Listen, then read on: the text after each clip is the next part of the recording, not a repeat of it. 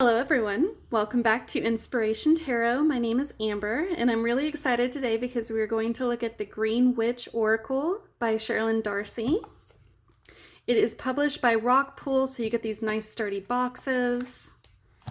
And I love that company too because whenever I email them, they respond to me quickly, which I really appreciate. All right, let's look at the book first. Now the cards, every card has the element listed down here. So in this case, it'll be fire.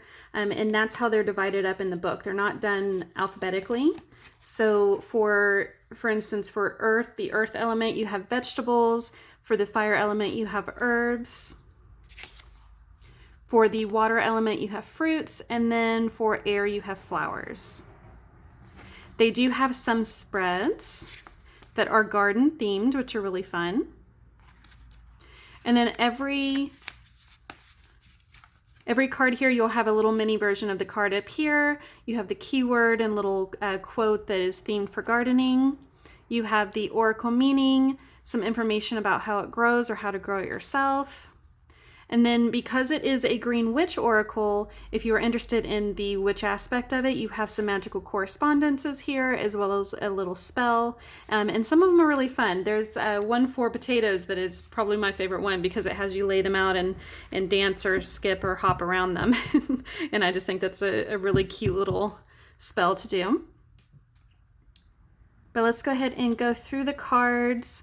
I love the artwork on the cards. Cheralyn said that she pulled the images from her personal garden journal, which I think just makes it extra special. And then even though it's a focus here, they've kind of expanded the artwork out, so it really feels like it fills up the card. They have little pairings here with a little image for every one of them. And then all of the ink splatters really remind me of like an apothecary or an old witch doctor kind of book. I just love that. And it's just so unique. I have a lot of oracle cards and a lot of tarot cards, but I just don't have one that really looks like this. You know, I have ones with flowers on them, of course, but I don't have one that has a banana on it or a potato or a cucumber. I mean, it's just such a fun, unique way of using oracle cards. And I love that it ties it in here with, you know, the Green Witch or with gardening.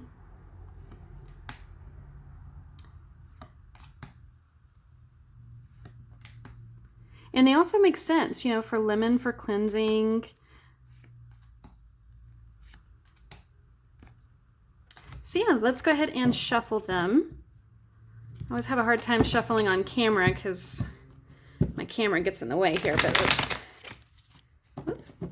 let's try here. They are the cardstock. I'm not a cardstock snob here, so this cardstock is plenty thick enough for me. It handles really well, it shuffles really well. Because it is glossy, it's going to hold that cardstock together. Now normally I'm not a big fan of gloss just because this is actually the second time I'm recording the video because the first time I realized that this was an issue, but it tends to reflect the light. So the first video that I recorded, I had a big light streak across every single card and I had to redo it. So for filming, gloss isn't really the greatest, but this one's not sticking when I'm shuffling. Every now and then I have to make sure that I get because this is matte. And then this is gloss, and so every now and then it'll kind of stick to the inside of the box and I have to make sure I get every single card, but I check for that anyway, so it's really not any issues, or it doesn't cause me any issues at all. Let's go ahead and read for the black mulberry.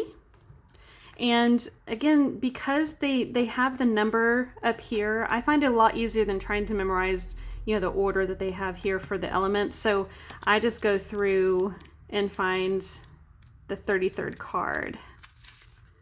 Okay. All right, so this is for wholeness. It says, everything should be coming together at present in projects and plans. The completion of something is indicated with black mulberries, and the energy of this fruit asks you to put your knowledge and skills to the test. Balance and stability are present, And from this foundation, the possibilities are expanding. Setbacks, delays, and miscommunication are challenges to watch out for. So yeah, I love this deck. I use it all of the time. It came out in February of this year, so it hasn't been out for very long, and they sell out all the time. But let's go ahead and I'll pull two of these here so that you can see what they look like alongside some tarot cards. Here, let me move this down so you can see. There we go. Because this is a witch-themed oracle deck, let me put it over here. Because it is a witch theme oracle deck, I went ahead and pulled the tarot cards for the Everyday Witch, just so you can see what they would look like alongside. I have not done a review of these yet. I do plan to, but it's on my list, but I haven't gotten around to that one yet. I've got a lot of cards to go through. And then I did do the Spiritsong Tarot review, which is where these came from. I'm just kind of laying them out here for you. And then these, again, because they're garden themed, I went with the Whispering Woods message cards as well as the Secret Garden cards. And I'll link those videos below so that you can see kind of what they look like. Oop. All right, let me put these on top. There we go. And this will give you an idea. I'm kind of working with limited space here, but it'll give you an idea of what they're going to look like when you actually do a spread. And then if you do any sort of charm casting, which is what I do, you can kind of lay out the charms like this, and that way you can see them. There we go.